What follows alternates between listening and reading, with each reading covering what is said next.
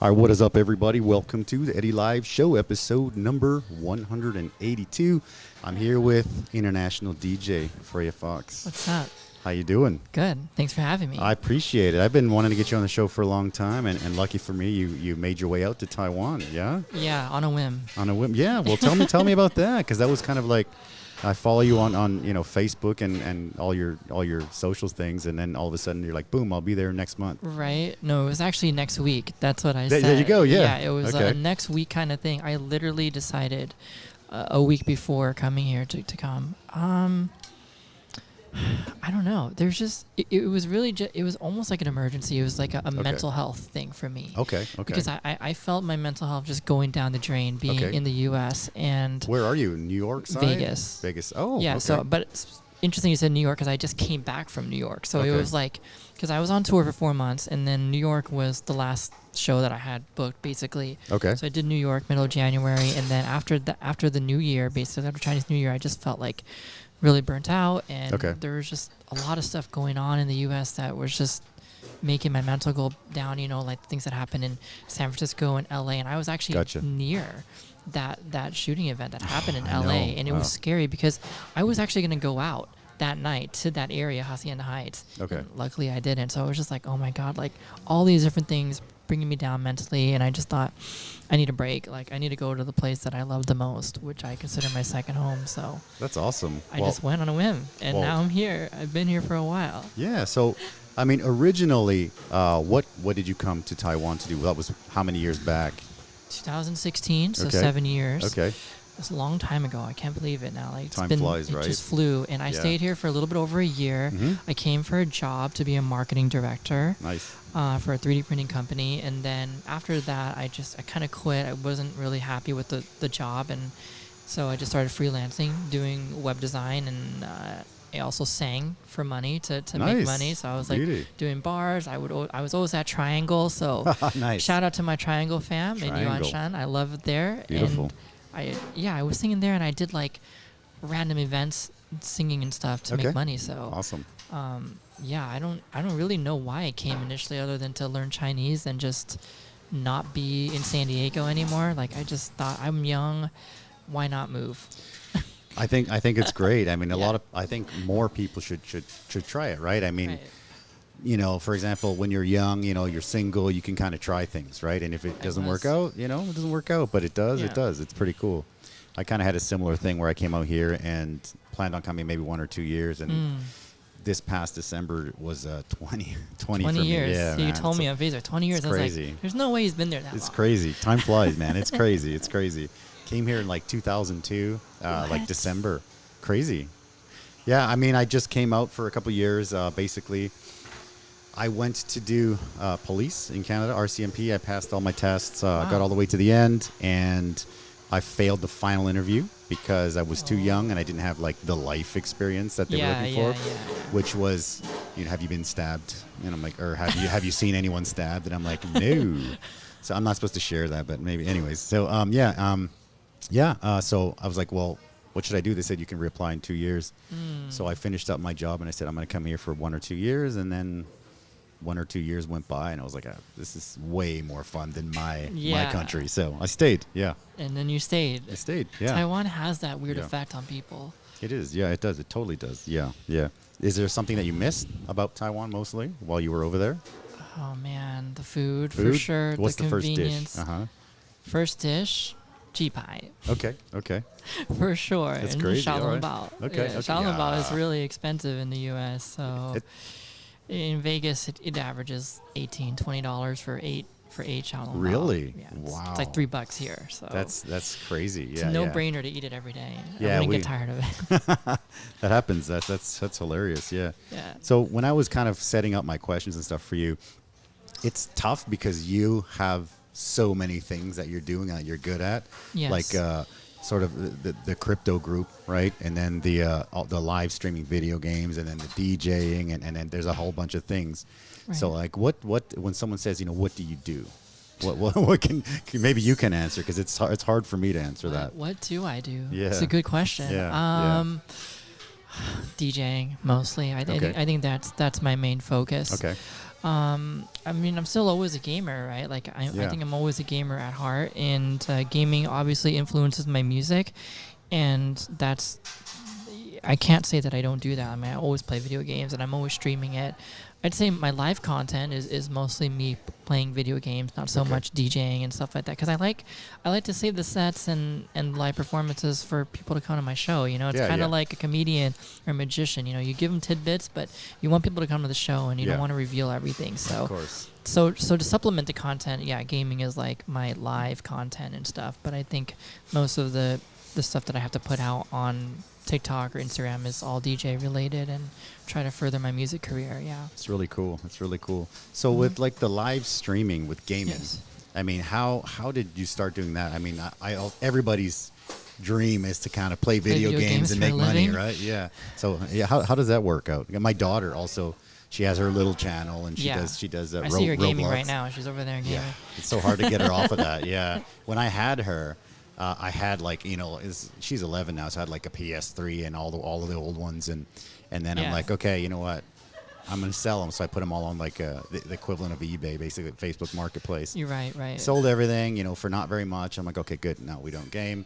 And then we went to Canada to visit my nephews and my family, and then all they did was play Switch. And then she was just like, boom, hooked. Yeah, Dad, I want a Switch. And then it's just like, now we stream Roblox together. Now you stream Roblox. Yeah.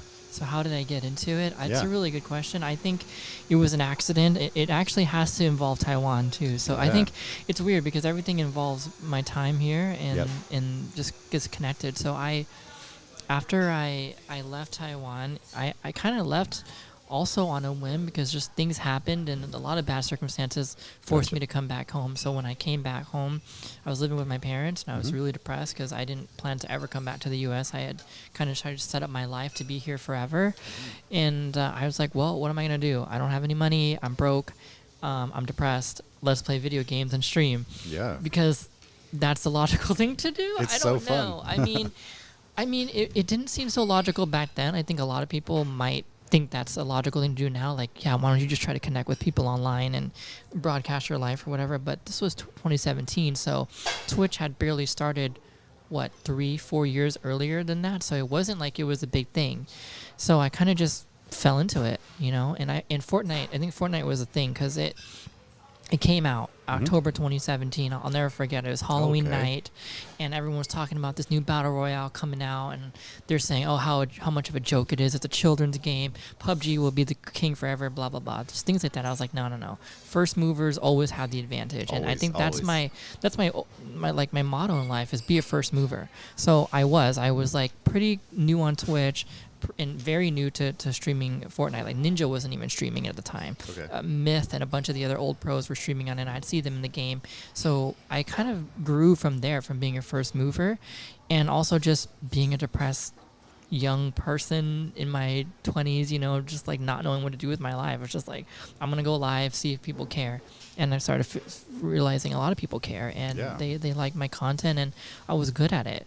So then Facebook Gaming came along a few months later as an opportunity, and that was a new platform. Again, first mover is the name of the game. Yes. And I thought, okay, everyone's on Twitch, no one's on Facebook. Time to try Facebook Gaming, and that's when everything skyrocketed. I got a contract. They offered me a guaranteed salary, and I got to play Fortnite for a living, and it was insane. That's the dream right there. Oh my gosh. It was a dream, yeah. It's crazy because my daughter, like, for example, going like at home, we don't have like cable TV or anything.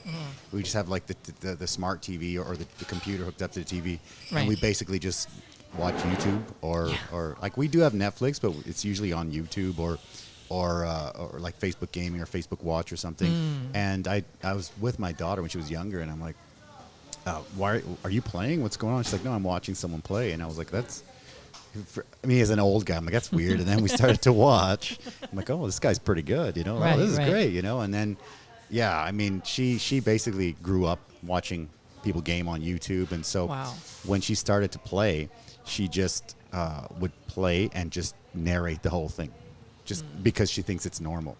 Like, because that's what everybody does. That is what they do, yeah. Yes, everybody narrates, and and then they say funny things and stuff like that. And I have this 5-year-old at the time, and she's doing that while she's playing a video game. And I'm like, who are you talking to? And she's like, nobody. I'm like, what are you doing? She's like, I'm playing a video game. And I'm like, why are you talking? And she's like, well, that's what people do. They talk when they play. And I was like, oh. So I'm like, okay, well, let's put a mic in her face and see what happens. And yeah, it's pretty. She loves it. She's good at it. It's good. That's her dream as well. I'm glad you're nurturing that dream, because it's a dream that can come true. Yeah. To so many people. I think a lot of parents, they think it's a joke, but it's not a joke. No, mine did. When I used to game big time when I was a little kid with, like, back in the day, Nintendo and stuff like that. NES. And then it's NES, and everyone's like, turn that off. No one's going to pay you for that. And then it's like, lo and behold, 20 years later. How wrong. That's crazy, right? Yeah. Yeah, I think that's a good word of advice for people. I think in general now is like, don't ever say that you can't make money doing something, because it's like, you never know when you're going to eat your words in the future. It's crazy. There's YouTubers that, like, live in a van and just drive around, and they record, and they're like, they got million subs. It's crazy. It's crazy. And they're millionaires. Yeah, that's what they do. They make money by making videos of them driving around in their van and stuff. It's crazy. Yeah. So let's talk a little bit about, like, the DJing career, right? So that has been going for a long time. Was that before the gaming or after, or kind of? Yeah, so it was actually before gaming, believe it or not. A lot of people don't know that I had a DJ business when I was 17. Oh, so from 16, 17-ish to about 21, I was a full-time, like, wedding events kind of DJ. Nice. So I had a mobile DJ company growing up, and it wasn't like I fell into that either. I wasn't like, my parents aren't like super rich or anything. I don't want people to think like that's what happened. It actually was contrary to that. I saved up all my allowance money that they gave me. They would give me like $20 a week or something. Yeah. And then I convinced them to help me invest in, like, some speakers and, like, a DJ controller thing, because I wanted to do it. And then we did. And I started to get really good at it, and we started having a lot of clients in San Diego, and eventually I built it up to where almost every high school and college and wanted me to DJ their events. Like, we could not meet the demand. So my you parents, can't clone yourself. And I couldn't clone myself. Yeah. So it was just like people would fight for the contracts, and I was like, maybe I could be really good at this. And but then that's how I kind of put myself through college, and then I don't know. I just stopped doing it. It's a lot of work, to set up speakers, and I mean, you set this all up, so you know how annoying it is to set up sounds. Imagine a whole wedding full of cables and heavy speakers and things and that, and it's just not easy to do. And my dad was getting older, so he couldn't help me as much. So it was just kind of like, okay, time to do something else. And so that kind of lay dormant until now, I guess. And so I've reinvented it into being an actual producer and doing clubs and festivals and things like that. I've always been a music producer. Like, I had a high school band.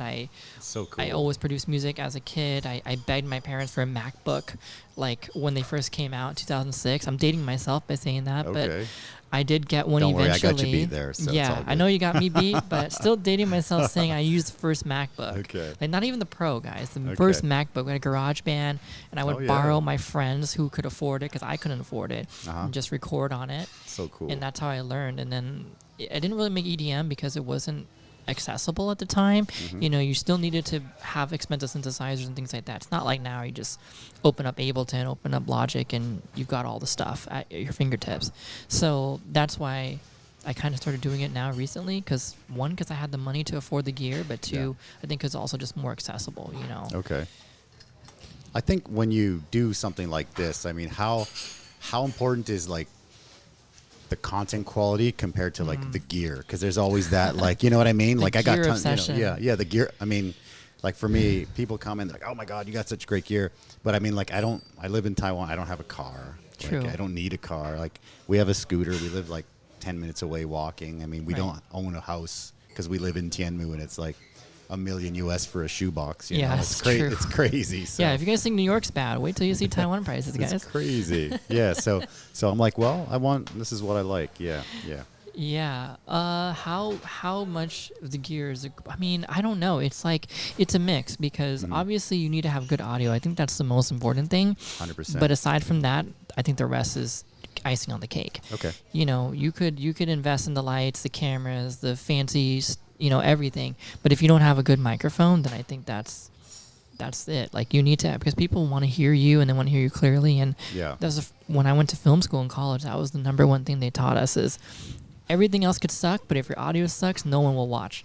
That's true. That's true. And I have to compliment you because you don't know how many big like YouTubers, influencers that I've had on, and they talk with the mic like this, and they're talking like because they don't record themselves. And I'm like, dude, put the mic in your face. Yeah, it's like, a dynamic mic. You need to talk into it and loudly. Or we'll have like two people, and they'll be kind of like this. Yeah. They'll talk to each other like that, and I'm like, kind of like, that's why I actually got these, because I'm like, I'll just start stuffing it in their face. I'm like, Right. That's crazy. And you can't have a condenser mic because it's too loud because you're in an actual live restaurant. So when I started this, I actually had a Blue Yeti. Yeah. And I was just sensitive. like, yeah, because you're like, you Google at that time a few years ago, when you do the research, everybody's like, oh, you got to get a Blue Yeti. So I got one. Say it.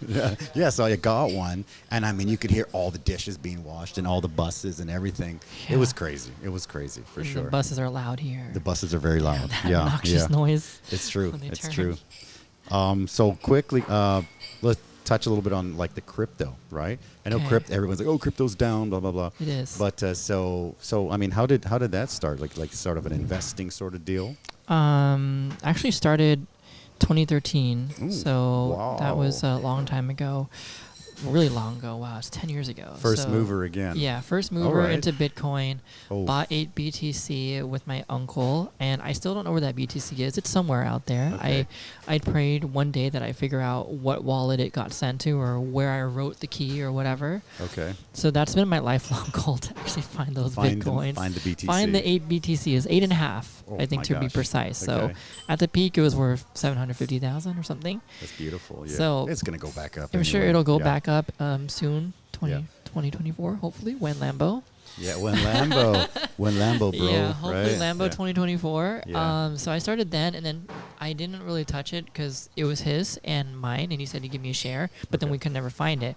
Then 2017, 2016 came around, I was in Taiwan, and I remembered, hey, we bought Bitcoin a long time ago. Because I think that was the first time Bitcoin hit multi-thousands. Maybe it was 3,000 or 6,000. Maybe it went to 10, 2016, I don't remember. Yep. So then I started getting interested in again, and mining kind of became more accessible. So we started mining Monero, Ethereum in Taiwan.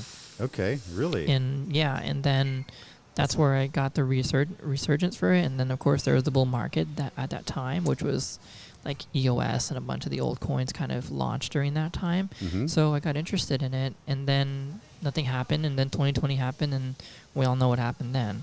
Yeah, Everyone went to the moon. Yeah, for sure. They had like a Squid Game coin, and that was just like boom, and then yes, it just Elon dropped Doge off. Mars. Yeah, crazy, right?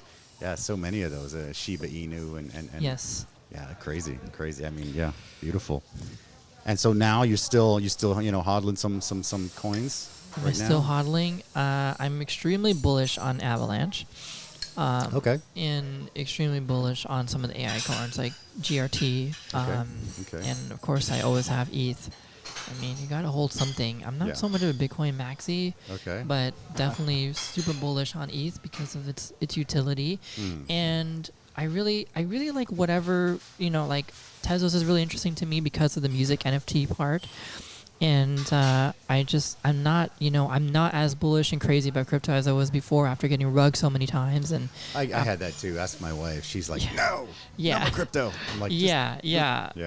That's what happened. So I've got rugged way too much money. I won't say what it is, but it's a lot. It's like life savings amount of money. Okay. And I just thought, maybe I gotta take a step back and reevaluate and just play it safe. And so I'm still interested in it from a utility standpoint, especially with music NFTs, because I think that's a really unique way for artists and creators to monetize outside of Spotify. Obviously, everyone knows streaming doesn't pay you jack.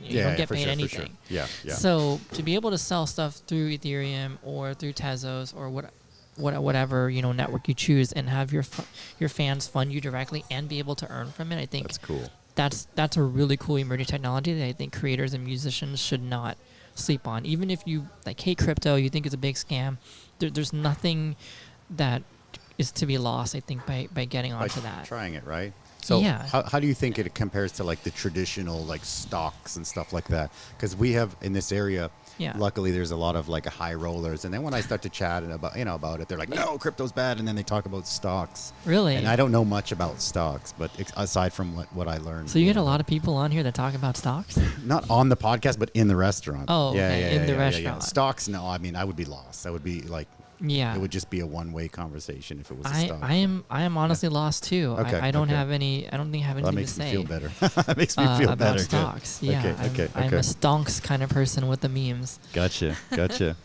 Beautiful. So right now you're streaming live, right? Yes, on TikTok. on TikTok. Okay, so TikTok is one that sort of like the older generation guy like myself doesn't really know what to do with, like how to promote it when it came out, and every time I would go on it, it's just like people dancing and stuff, and I'm like in my 40s, I can't dance like that. I don't want to. So what is Never your too opinion? old. What are you talking about? Never. Yeah, that's true. Tiesto was 53. I could do that. I know I could. Tiesto is 53. Still DJing, still partying, still No, dancing. I think it's fantastic. So what do you think about, like, what's your strategy for TikTok? Obviously, your TikTok is blown up, right? Yes. And I see your posts about all the cool stuff you're doing. Yeah, I've been following you for a long time. So tell me what a good TikTok strategy is. A good TikTok strategy. If it's okay to ask, It's a really good question. I think no one's asked me about TikTok recently, because I think the algorithm and the whole prevalence of TikTok has changed, right? It's not it's not so much about dancing anymore, which is what I think you described. Yeah. As I think most people within your age group would say the same. It's a dancing app. And then my daughter would use my phone, and she would go on TikTok, and she likes doing dancing and stuff. She starts dancing. So that's what she watches. Yeah. And so TikTok thinks that's what I'm watching. So it's all like 12-year-old girls dancing, and I'm like, I should probably delete this. Right. So I don't want to be on the watch list, guys. Exactly. So so that's why I never really dove into it, because I figured, because my daughter's always watching like dancing. Yeah, that's what TikTok is. Exactly. Yeah. I think because that's what people associated with in the mass media on an international level is what you think TikTok is, but I think it can be anything you want, right? Okay. Because when you look at the For You page, it's obviously, like you said, tailored to what you watch the most. Gotcha. So if you actively search out things that are within your niche and things that you're interested in, it's going to really know how to serve that to you. Okay. So keeping that in mind that's the right content strategy too. It's like it's like any marketing, like who are you trying to reach, who's your ideal audience, and what kind of content are they going to consume. That last question is probably the hardest part to answer for yourself without understanding TikTok, because if you don't watch short form video, and specifically the stuff that works on TikTok, I do watch some, But if you're trying to like niche down and look at things that would attract your audience, you have to be able to consume the content first in order to know what they're gonna like, you know. And I think that's the really hard part for people, is they don't know what to make. And I'm like, well, what would you watch?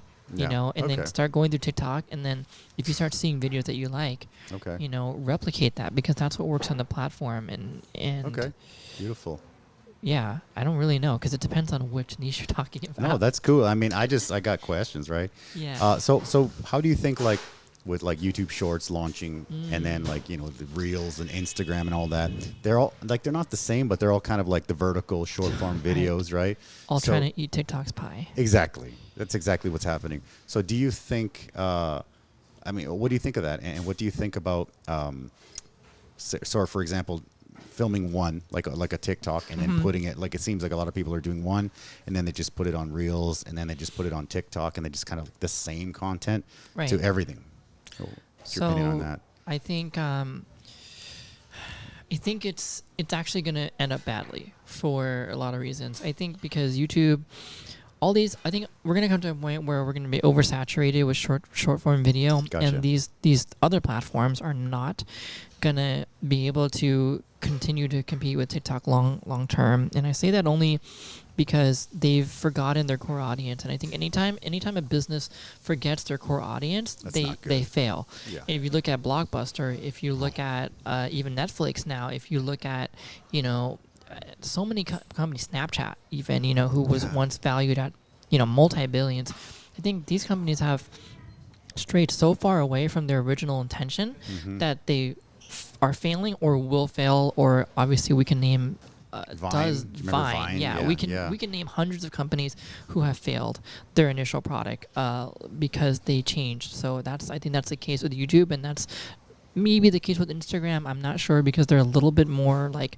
multifaceted. They've always kind of had video, at least with IGTV, and kind of like video short after they launched the photos version of the app, which was the initial.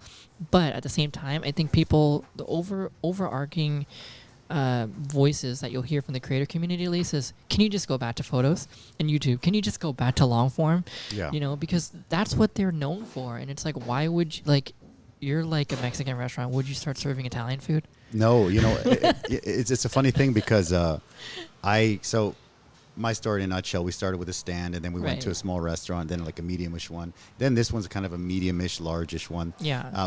For this one, we had an investor that we bought out a little while ago. Ooh. And there was a time where it was slow. The restaurant would slow down. And that was before I got really, really into the, marketing with Facebook and ads and all that stuff. And he was like, you know what, we should add some Chinese food to the menu. Ooh. And I was like, what? And he's just like, oh, I mean, because we're in Taiwan and that's what people eat, right? Right. And I thought, oh my gosh, this is tough. Yeah. So great guy again. Still a good friend still this day, but it's tough when you know your business. Yeah. And I mean, I don't know that much about that many things, but I know this business. I know Mexican restaurant in Taiwan. Right. And it's like if you start putting, other stuff on, it's tough. But like we do once in a while, we'll throw a couple fusion things on there, like the Hakka taco, right? The Hakka pork taco. Good. I appreciate that. I'm really gonna start to push that because people you guys like gotta try it if you're in Taiwan. The Hakka pork taco. So my wife is Hakka from Miaoli, right? And my mother-in-law always makes this Hakka pork, right? And it's just like kong roll, and she just always makes it. And I eat so much of it. And one day I just, like, maybe you can show me how to make it because they eat it on white rice, right? Of course, right? And I'm like, you know what? This on a taco with a couple different toppings would be amazing. And then everyone just kind of laughed. And then I thought, you know what? I'm going to try it. So I learned it, and I tweaked and tweaked and tweaked. And then I was like, okay, I think I got it. Then we put it out. And people laughed. They're like, "What is this? You're making Chinese food now?" I'm like, "No, just one fusion dish." Yeah. We had been open for over 10 years, so I'm like, we can play a little bit after 10 years, I think, And we put it out, and people were just like, they laughed. And then we did an all-you-can-eat thing on Thursdays or Tuesdays, way back. And then people were like, okay, well, if it's all you can eat, I can try it, right? Right. And it became like our top seller, and everybody's like, oh my gosh, the Hakka pork taco is amazing. Yeah. We have people like, oh, you got to open a stand-up in freaking New York just selling Hakka pork tacos, and I was like, I agree. What? So it's kind of crazy. It's kind of crazy. Not? Yeah. You should. I would go LA. Yeah. I mean, LA, because right? LA's got a lot of Taiwanese, so that's right. They would love it. That is such a good. I can't believe how good it is. Like, I appreciate it. Yeah. So it's crazy. And the funny thing is, the last time I went back home, I brought the ingredients like the mijo and stuff, and I brought all that stuff. And I always, I cook with my mom's a better cook than I am, and we all cook together. And then I'm like, I'm gonna cook this one. So we did the Hakka pork, and everybody was like, even my Mexican family was just like, holy crap, this is so good. Right. And they're like, is it a good seller? I'm like, that's not the top seller. It's an all right seller. Like, you gotta push this. This is so good. Yes. But it's kind of crazy. You gotta push it. You need tons of marketing behind the Hakka pork. The Hakka pork. Yeah. Okay. So we gotta put. So I'll start doing. I'm gonna take this video clip and be like Hakka pork. Yes. Yeah. Endorsed by me. 11 out of 10. Sounds good. I appreciate that. Good. Awesome. Let me pull up some pictures. Yeah, and we can talk a little bit about those. Yeah, so I kind of did a little deep dive. Yeah, no, they're good. They're good pictures. Now you can just tell me a little bit about some pictures there. Okay. There you go. Boom. So this picture, what do you want to know? No, I mean, just think like, well, I mean, I just went through and I was like, I found some good pictures. Thank you. If there's anything behind the picture, let me know. If not, we'll keep going. This picture, I did it. This is a social media promo to try to play at Hijinks Fest. Okay. Last year in Pennsylvania, I think.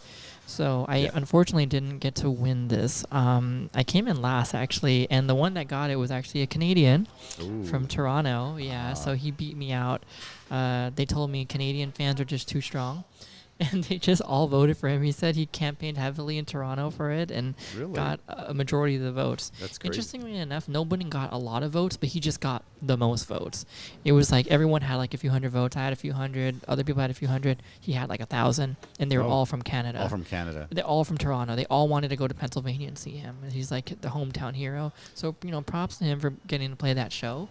That's But cool. I was really hoping I'd win that because I always wanted to play hijinks. Canadians are very like, Tim, Yeah. you have to go. No, you have to go to Tim Hortons. No, you have to go here. Yeah. And then being Canadian and being like, no, you have to go, and then living here for 20 years, and then going back to visit, and then you're like, oh, you go to Tim Hortons, and you're like, it's not bad. I love Tim Hortons. Yeah, it's good, but it's like don't have it's in not the what I US, remember really. it of like growing up being like it's the end all. Yeah. All right, let's see what else we got here. Getty Images. Oh, That's from Getty Images. that's a cool picture. That's a great picture. Yeah. That's with Kim Lee from Bling Empire. So I don't know if you've seen Bling Empire on Netflix. I see some of it. Yeah, Okay, yeah. so yeah. she's in there, and she was DJing at LA3C with me. So she came on actually, I think after my set or 2 or 3 hours after my set, and so I saw her backstage at her trailer, and I was like, "Hey Kim, let's take a pic together." She's super sweet. And then I didn't know that we were taking a picture for Getty Images. That's The so photographer cool. just came up. He's like, Kim, Freya, get together. And he just snapped a bunch of pics of us together. And that went all over the media. So that That's was so really cool. awesome. That's yeah. so awesome. I love it. I love how you're getting that first mover thing, and you're just getting in all these right places at the right Yes. time, and it's just like boom. That's the famous crosswalk in Ximending, right? It is. Yeah. I just posted that. I love I that. I know. love it there. Yeah.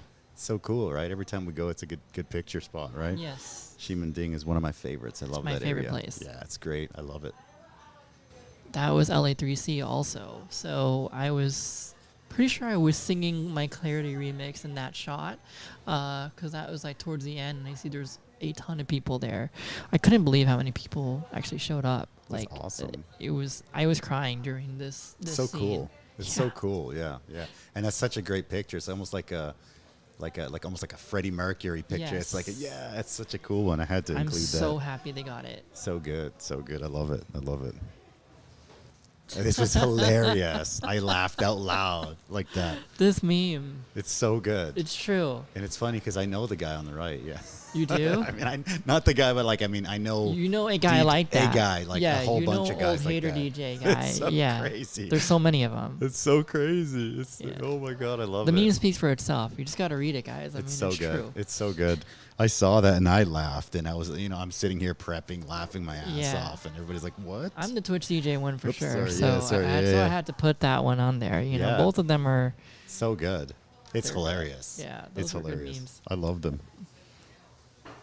This was LA3C also. Okay. A lot of good pics came from that. Yeah, so I'm apparently, happy. yeah. That was at the Knicks booth, and they had just like anyone could go up and take pictures there. They had a professional photographer, So cool. and they gave us free makeup. So who's gonna say no to free makeup? That's so awesome. I love it. Yeah. Yeah, free makeup. Let's go. That was in Taiwan. That was Yeah. recently. That's like 2 weeks ago. Recently. Then I got sick after Yeah. that night. Yeah.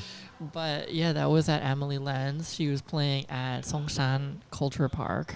Beautiful. At one of those warehouses there. Super cool. I never Awesome. thought there'd be a warehouse techno rave in Taipei of anywhere in the world. I didn't know that. Okay. It's here. And that was my first techno show. I'd never been to a techno show. And Okay. what better place to put it in Taiwan than Taiwan? And then No, they Taiwan. had a CDJ set up there. They're like, "You want to try it?" I'm like, "Yeah." So yes. why not? So good. So good. This is also recent, I think, right? Yeah, that was a few weeks ago with Reina. You guys have to follow her. You guys probably seen her. Reina's crazy. The competitive eater. She's like Yeah. really known for eating crazy amounts of food and, Okay. and doing these challenges and stuff. So I've she seen some of. I also know Alice as well. Yeah, it's Alice. So you Alice, know yeah. Alice. Yeah, I saw her She's and I'm like- like, is that Alice? Yeah, That's it's Alice. Yeah, I've known her for a few Yeah. years through online, and then we finally met. Yeah. Rainbow Alice. Yeah, that's Shout it out, is. shout That is out. Rainbow Alice. Shout out to her. Yeah. She's super sweet. So She we got is. to all eat together, and it just happened to be, a good coincidence that Raina was in town. So So cool. we ate a chow together. That's awesome. That's Yeah. so cool. I love it. I love the collabness. Yeah. And that's Rauha, right? It is Rauha. Yeah, we had It's like the foodie night market. it was a random foodie night market thing. She just messaged me. She's like, "Hey, I'm going to night market." I'm like, "That's funny. I was gonna go too." So that's us eating at Rauha, and we tried the famous pork pepper bun. Yeah, things? pork pepper bun. What'd you think? It was okay. It was okay, but was there like a crazy line? There was a crazy line. Crazy line. Yeah, right? the hype from all the influencers definitely, it got people crazy for it. So lots of people were there. She rated it like a 5 out of 10, I think, and I was like a 7 out of 10. Okay. You'll see the vlog soon. I enjoy it. Where we talk about it, and we rate pretty much every food stall in there that we could eat. So we ate a lot of food during that vlog. Well, I'll take the 11 out of 10 then every day on the Hakka. Yeah. Yes. And then I always see your posts about getting verified and stuff. So yes. I always think that's such a cool thing. So now with Elon buying Twitter, right? Yeah. Oops, I don't know why we're cut off there. With yeah, I can go back here. Yeah. I mean, what is that about? What did you think of the whole Elon buying Twitter out type deal? I thought it was inevitable when he first expressed the interest to do it. Okay. And I'm kind of neutral on it. Okay. Obviously he's done a lot of bad things with the mass firing without telling the state and things like that. Like those things I think are just not okay. Okay. But I can't hate him because he stuck to his guns. He said, if Twitter's going to censor me, I'm just going to buy it out. And he did. So that's crazy. You can't hate a man for sticking to his word and actually doing something about it, so yeah. I thought it was hilarious when he went on Rogan and smoked a joint with Rogan, and then that was great. The stocks kind of went like boom, and then they went boom. It's like, it's crazy. Yeah. So funny. That's so crazy. Yeah. That's funny, man. Very cool. Very cool. So, yes.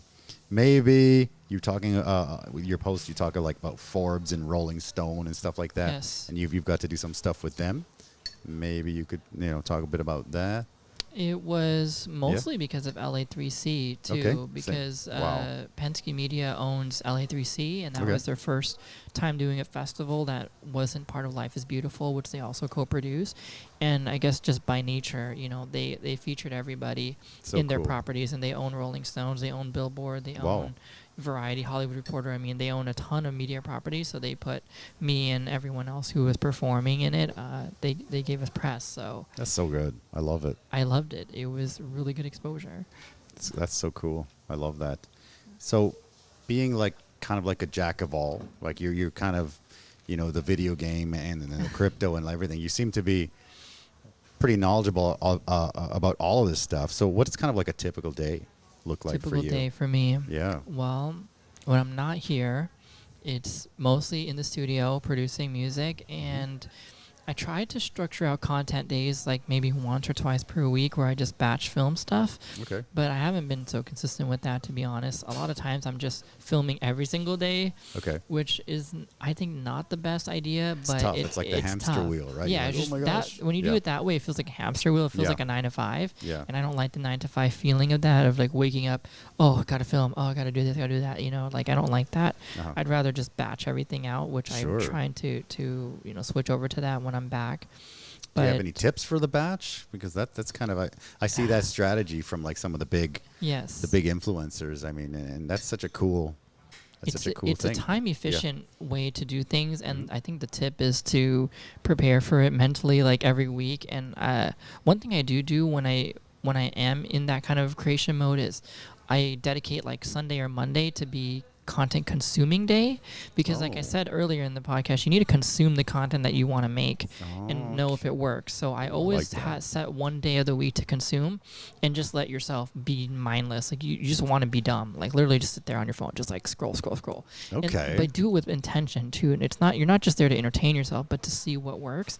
And then what I do is actually have like a spreadsheet. Market research. I have a spreadsheet, and I also just use Apple Notes sometimes to make it fast. I just copy it from TikTok directly, and I have a Reels to do for this month kind of thing. And then I try to do that for Reels or TikTok or whatever for content ideas, and then go back and rewatch them and see if that's something I can feasibly do. Do you ever look at like some of the real like big trending sort of things like yes. For example, my daughter was like all about the Wednesday dance for a while, and then there was like the Megan dance, and then she's never seen Megan, but she knows the dance, So it's like, do you have any? Yeah, what was your opinion on that? I think identifying those trends before it happens is more important than jumping on them when they're happening. First mover again. You want to be first mover on it. And I think there are a lot of apps, too, that help you with this. There's like Trend Talk. There's like a whole bunch of other ones I can't think of, but Trend Talk is one that always comes to mind, where they tell you what's about to go viral by looking at analytical data that TikTok gives them through the API of like what's about to blow up, like that has this many people starting to use the sound or whatever. And another way is just to be on the app enough and start seeing like, hey, are there a lot of people doing a certain trend or a certain sound? And if they are, then jump on it. The other way to do it, though, is I think knowing what's good in pop culture. So being very, very knowledgeable of what's happening on Netflix, on what's happening in anime, in sports, whatever, right? And keeping up with the news, like Squid Game is a good example of it. Squid Game, yeah. So I never actually made content around it, which I regret, but I actually watched Squid Game the day it came out. Like, so good, I remember actually watching it pop up on Netflix. Like, we were just scrolling Netflix, and then all of a sudden it said a new thing is out, and then we binged it that night, and I was like, oh, this is gonna blow up. I didn't heed. It blew up in the States. It blew up everywhere, right? Okay. Whole world. And I didn't heed my own advice, unfortunately, because I was like, maybe I should make some content about this because I know this is going to be viral. Yeah. But I didn't. But I mean, at least I caught it with Fortnite and a bunch of other trends. Yeah. So I think it's really important to see, like, what are people talking about? Twitter's really good for that. Okay. Start seeing what people are tweeting about.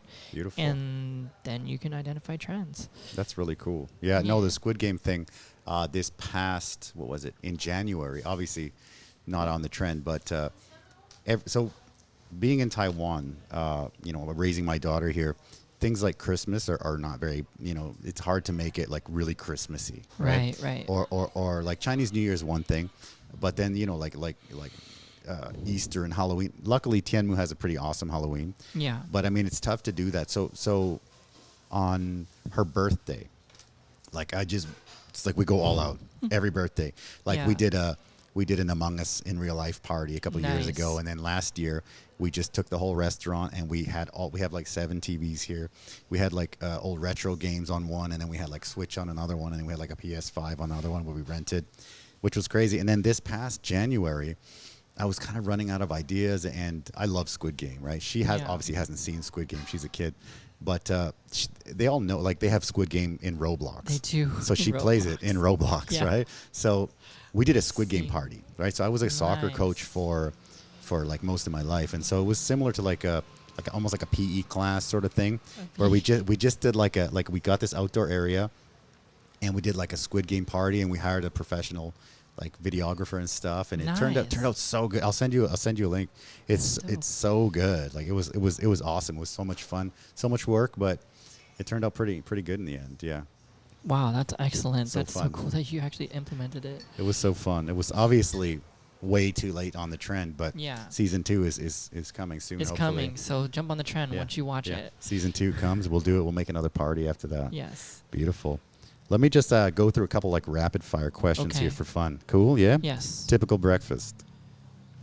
Typical breakfast. I don't know. I don't eat breakfast. You don't eat, okay, or lunch. Yeah, lunch. No? Okay. Typical lunch here, 小笼包. Nice, okay. Summer or winter? Summer. Okay. Go-to food in the Taiwan night market? Oh, in night market? Yeah. Ji Pai. Oh, and then how about in Taiwan, all Taiwan? In all Taiwan? Yeah. 小笼包. Oh, 小笼包 for life. Okay. Yeah. Apple or Android? Apple. Okay. You know, out of 100 people, it's like 99 Apple. Yeah. Favorite city in Taiwan? Taipei. Ooh. Yeah. I like it. I love Taipei. Favorite movie? School of Rock. Oh, what? That's such a great one. I showed that to my daughter a couple years ago, and she loves it. And we just quote it all day. I know every line. It's so good. Quote it like top of my head. So good. That was a freaking great movie. Awesome. Dream job? Dream job? Or are you living it? I guess I'm living it. Yeah, that's it. Yeah. Yes, I love it. Last one. Most inspirational person in your life? That's the toughest one, I think. Most inspirational person in my life? Yeah. That I know, or like that inspires me? It could be someone that inspires you. Porter Robinson. Okay. Without a doubt. I mean, I'm seeing him tonight. I've pretty much traveled the world, like following him in the last year and just going to all of his shows, because his recent album, Nurture Live, was the reason that inspired me to produce music. That's awesome. So without me seeing his EDC set, I don't think I would have pursued it. Really? Yeah. That's so cool. I love that. I love when you find something that it's like a turning point where it's like almost like a fork where you realize afterward that you took the right way. It was a huge fork. Crazy. Yeah, I love that. It was a big awakening after that moment. Very cool. Very cool. I love it. So just a couple more and we're just about done. I know you're busy. Right. Do you have like a memorable moment, some kind of a moment where you're like in your career where you're like, yes, well, we just kind of talked about it, but yeah, maybe that one, maybe a different one. I think it's probably at LA3C for sure. Okay. I mean, Life is Beautiful was a big moment too, because that was my first big festival, and I got booked for it literally a week before, and I just remember being on stage. I shared the stage with Joel Kim Booster, amazing comedian. Go watch his Netflix special if you guys want to watch it. He's really funny. Okay. And just meeting him and then being on that stage, I was just like, there's no way this is real. Okay.